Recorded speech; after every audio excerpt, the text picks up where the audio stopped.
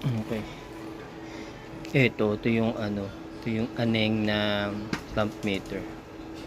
Sabi dito gumagana raw yung ano niya, AC current, pati DC current.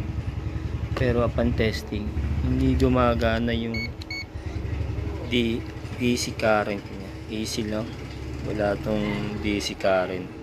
Pero lahat ng ibang features niya gumagana. Yun lang. Yung DC current hindi gumagana. Pero sabi sa kahon, gumagana raw yung DC current. Kaso walay, hindi. Mura lang to sa Orange app.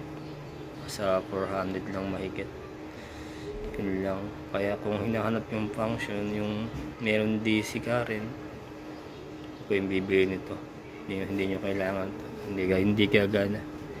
AC current lang meron to. Okay.